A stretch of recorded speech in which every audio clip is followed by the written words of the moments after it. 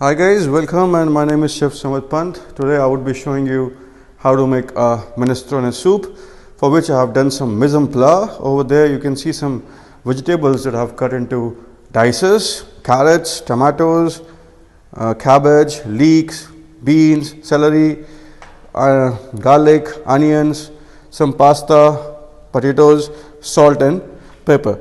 So these are the basic vegetables which I'm going to use. Over here, if you can see, I have 2 pots of boiling pans in which I have a tomato stock, okay, in which I'm making a tomato stock which I'll be using to make the minestrone.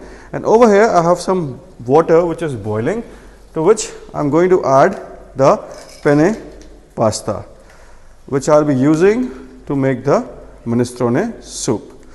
So while the stock and the penne pasta are boiling, we will quickly go to the next step, which is sauteing of the vegetables. Okay, so I have put a pan here to which I am adding olive oil. Once my oil is heated up, I would be adding the vegetables. Now when you make minestrone, you have to add vegetables that are harder first, then the vegetables which are softer. For example, I won't start by adding the cabbage, because cabbage is a very soft vegetables.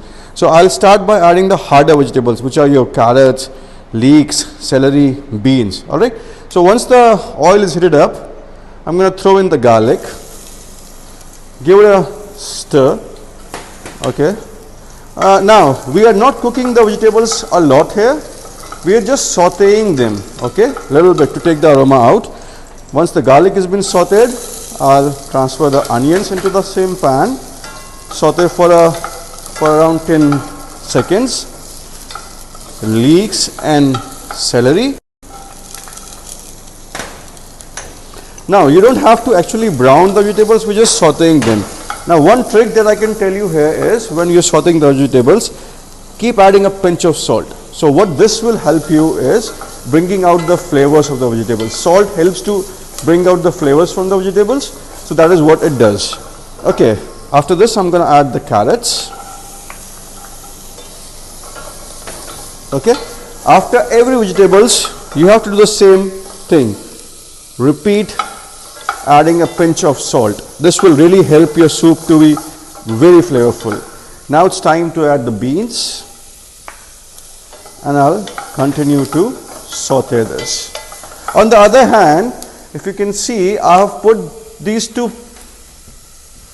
stock for boiling. Now what is the stock? Sorry, not boiling. The stock is simmering nicely. So what is there inside this stock? If I can show you, you can see there's some carrots, bay leaf, peppercorn, and the stalk of basil. So what I'll have is a very flavorful tomato stock.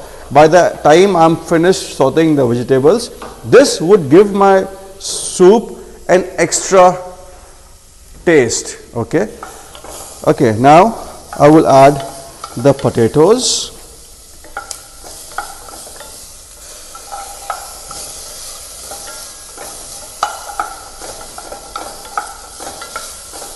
And I'll do the same step that I've told you to do. Add a pinch of salt and continue to saute this. After this, I will add cabbage and again a pinch of salt. Okay, not much cooking is required here. We just have to saute the vegetables, because we're going to add a very flavorful stock into this. Okay, and the boiling pasta. And now it's time to add the tomatoes. And I will add again a pinch of salt.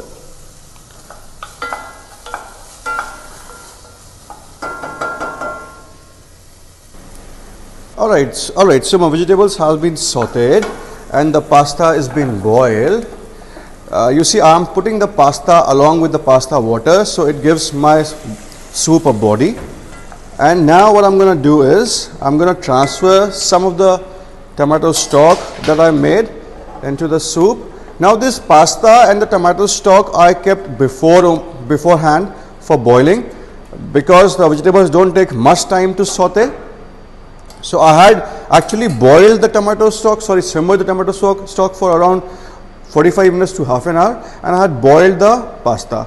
Now I have added the boiled pasta along with the water to the stock, to the minestrone soup, and the tomato stock that I made to my soup.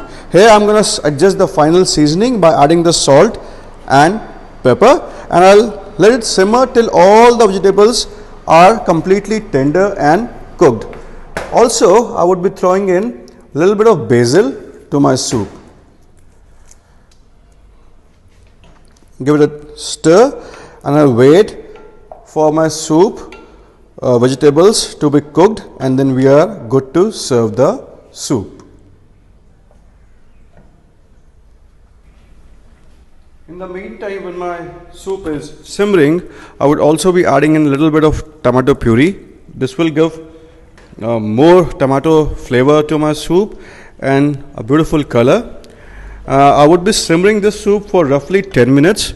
Now, something interesting that I can tell you about this soup is one of the soup in the entire world which you can also serve as a main course. Why? Because there is a lot of starch in this, because we have added pasta. There's a lot of fibers in it because there's a lot of vegetables. And today, however, we are making a vegetarian version of the tomato minestrone soup. Otherwise, you can also add meats into it. So that completes it as or that makes it eligible to be served as a main course, because it has protein, it has starch, it has fibers. So I'm going to simmer the soup for a little bit more time, and then we're going to plate it out. Alright, so the soup is roughly being simmering for around 10 to 12 minutes. You see the pasta has been cooked nicely, all the vegetables has been cooked nicely, and they have tenderized. It's time that we should serve the soup. If only I could, tell you how beautiful this is. The aromas are coming out of the basil and the vegetables. So okay, we are ready to serve the soup. Over here I have a soup bowl. Okay, see how beautiful the broth is looking. I mean, this is anytime soup. You can have it. And this is, look at the colors, the vibrant colors of the, and you can always top it up with some basil sprig. If you have some parmesan to go along, that would be fabulous. So I present to you minestrone soup.